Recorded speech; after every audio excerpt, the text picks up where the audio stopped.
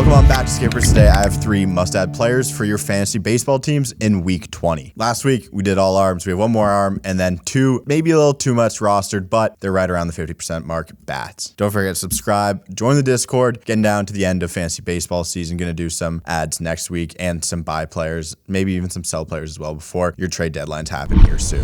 First player, Davis Schneider of the Toronto Blue Jays, 33% rostered. Plays second base, plays a little outfield as well. So far in the major leagues, it's only been 4 games, but a 5.29 average, 2 home runs, 5 runs batted in, and an OPS of 1461. Blue Jays have found something at second base in Davis Schneider, the super late pick who bet on himself out of high school, has had a dream start to his major league career after he hit his home run in his first career at bat, and just a great first series at Fenway. But after Schneider left Fenway, he was greeted by the best start of Gavin Williams' life, guy who's 99th percentile extension at 98. Wasn't a great at bat for Davis Schneider in the leadoff spot, and they gave him a break last night, but he has played in 4 of the 5 games he has been up for. He put some impressive numbers up in the minors this season. So in the minors, he was one of the 7 hitters in AAA with a contact rate over 75%, barrel rate over 10%, and an average exit velocity over 90 miles an hour. In the minors, he had an OPS of 969, an OBP of 416, with 21 home runs in only 87 games. Davis Schneider is not a huge guy at all, so it looks like he might sell out for some pull side power, but the contact rate shows that that isn't true at all. It would be nice for more guys on the Blue Jays to try and be like Davis Schneider with some pull side power to launch some balls out of the yard, something they've really struggled with so far this season. The Jays can play him at second base as often as he can because he hits both sides pretty well, actually hitting right-handers much better than left-handers, so it is interesting to see that both of his home runs so far in the big leagues have come off of lefties. What I think would happen with the lineup is Schneider's going to play second base for at least these 10 days that Kiermaier is out on the IL, pushing Dalton Varsho from left to center field, Whit Merrifield from second to left field, and I don't think we have any problems for those 8 or 9 remaining days with Kevin Kiermaier on the injured list. So as long as that goes well, this could be a long-term solution for the Jays to produce more runs from a very unlikely source. If I'm in deep leagues, 15-team leagues, or teams where I have a lot of roster spots, I am picking up Davis Schneider to fill middle infield, second base spots, and surely he will get some outfield eligibility at some point if he's up with the big league club for long enough.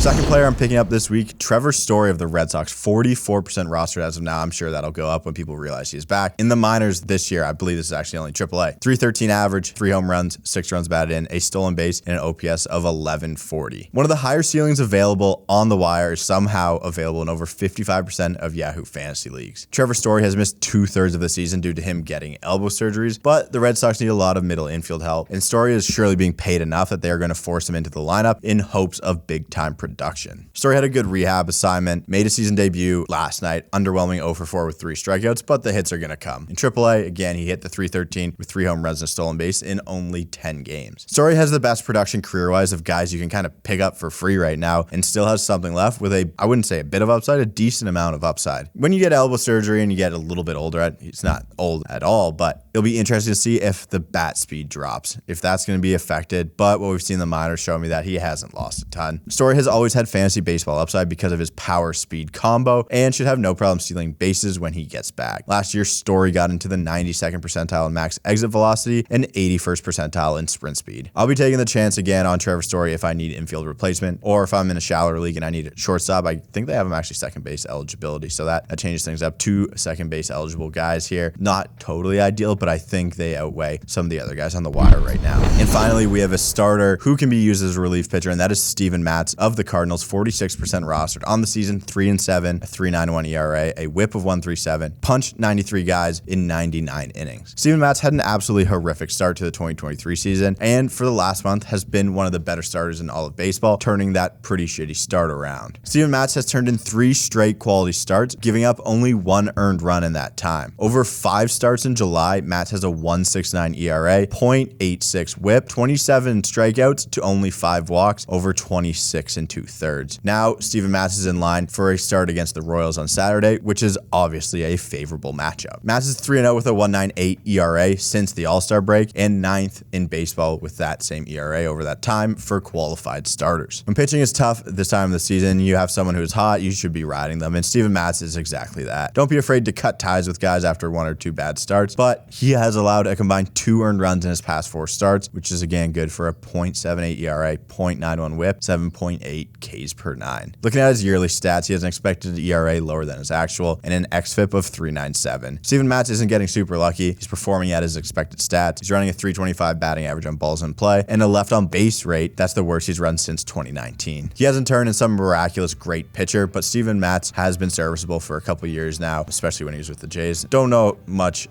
his Cardinals, how that 10 years kind of gone, but Steven Matz has run these kind of stretches before, so it's not a total surprise to me. I do like the upside of some of the other guys I said maybe last week if they're still available, but Matz is definitely serviceable. Thank you guys for watching. Let me know what you think of this week's must-add players. Guys, you are also adding this week. Subscribe, join the Cord, and I will see you next week.